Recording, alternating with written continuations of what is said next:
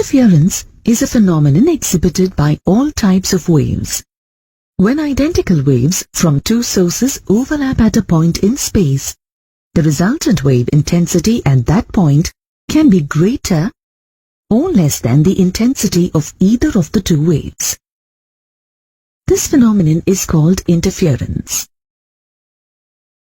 Here, identical waves mean that the interfering waves have the same frequency and amplitude, and the phase difference between them is constant with time. When the resultant intensity is greater than the individual intensities, the interference is said to be constructive. If the resultant intensity is less than the individual intensity, then the interference is destructive. The phenomenon of interference can be explained on the basis of the superposition principle of waves. According to the superposition principle of waves, at a particular point in the medium, the resultant displacement produced by a number of waves is the vector sum of the displacements produced by each of the waves. Let us understand the superposition principle and the interference of waves by considering the waves on the surface of still water. Two needles are placed above the water surface and made to oscillate up and down periodically. The 2 points S1 and S2, where the needles dip in the water, act as the two sources of waves. Let P be a point on the surface of the water. When waves generated at S1 reach the point P, the point executes simple harmonic motion. Let y1t be the displacement of the particle P due to waves from S1. Similarly, when waves generated at S2 reach the point P, the displacement caused is given by y2t. If waves from both S1 and S2 reach the point P simultaneously, the resultant displacement yt is given by the superposition principle as yt is equal to y1t plus y2t. If waves produced by two sources have the same frequency and the phase difference between them does not change with time, then such waves are said to be coherent, and the two sources are called coherent sources.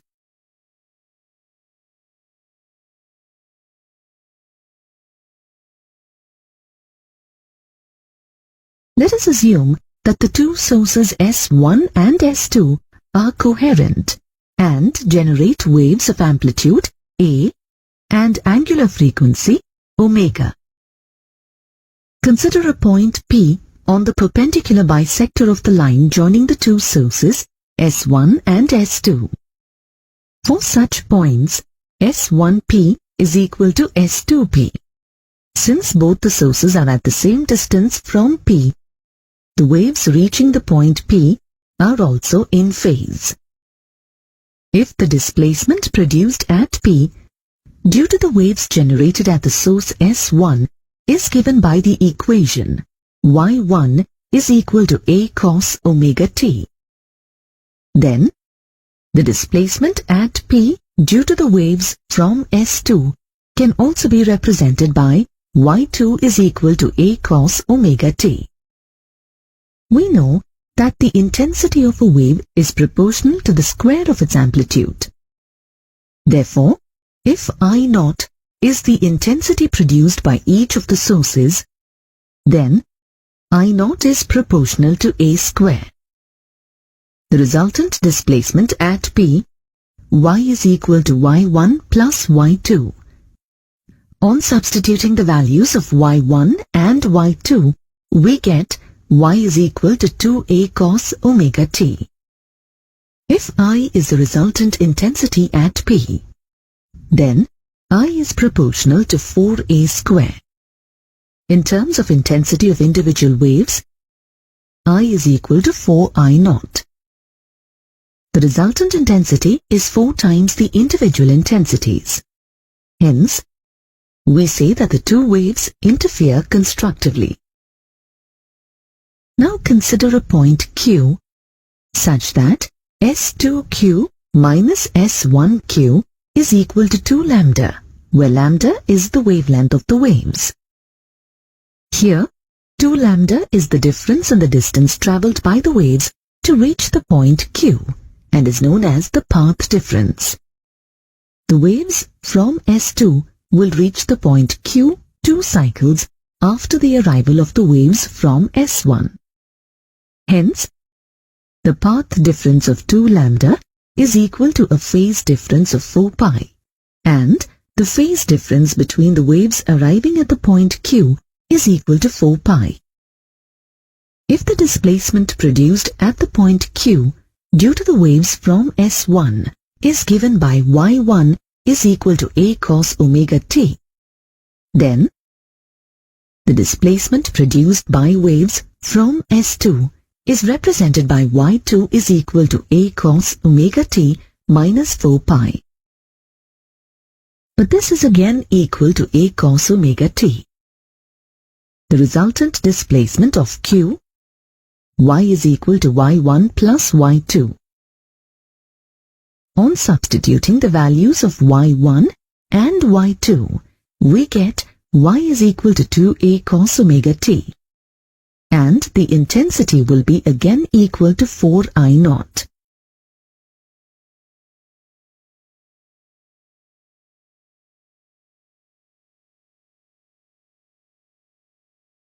Now, let us consider another point R such that S2R minus S1R is equal to minus 2.5 lambda. Since the path difference between the two waves reaching the point R is 2.5 lambda, the corresponding phase difference would be 5 pi. This means that the waves from S1 will arrive exactly 2.5 cycles later than the waves from S2. Thus, if the displacement produced at the point R due to the waves from the source S1 is given by y1 is equal to a cos omega t, then the displacement due to the waves from S2 will be y2 is equal to a cos omega t plus 5 pi, which is equal to minus a cos omega t. The two displacements, y1 and y2, are out of phase. If the net displacement at R is y, then y is equal to y1 plus y2, which is equal to 0. Hence, the intensity at R is 0. The two waves are said to interfere destructively, and this is known as destructive interference.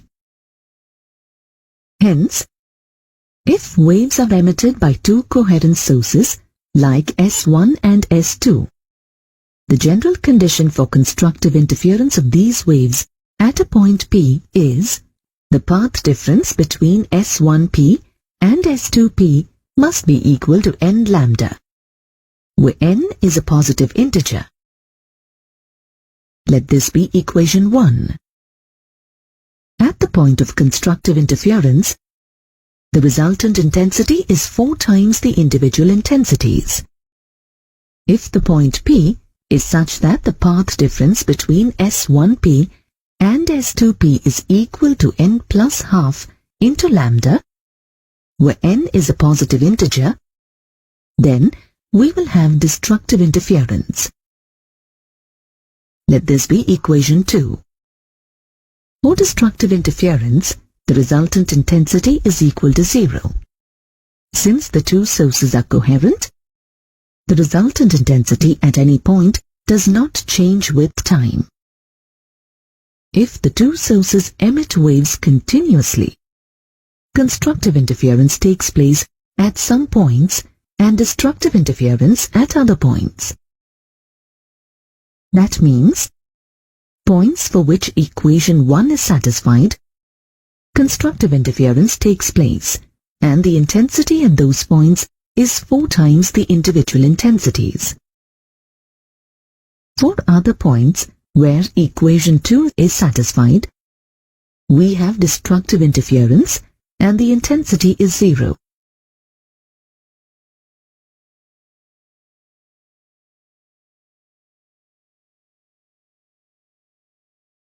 The curves shown in the image form the locus of all points for which the path difference is an integral times the wavelength. They denote all points on which constructive interference occurs. In between these curves, we have curves indicating the locus of all those points for which the path difference satisfies equation 2. Note that, in case of interference, the energy is redistributed. Consider an arbitrary point E such that the path difference between S1E and S2E does not satisfy the condition for either constructive interference or destructive interference. Let the phase difference between the displacements caused by the two waves at the point E be phi. At the point E, if the displacement caused by the waves produced at the source S1 is represented by y1 is equal to a cos omega t, then the displacement caused by the waves from S2 will be y2 is equal to a cos omega t plus phi. The resultant displacement at E will be y is equal to y1 plus y2. Substitute the values of y1 and y2 in the above equation.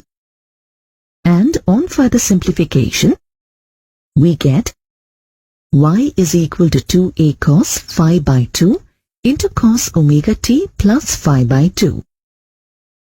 The amplitude of the resultant displacement is equal to 2a cos phi by 2.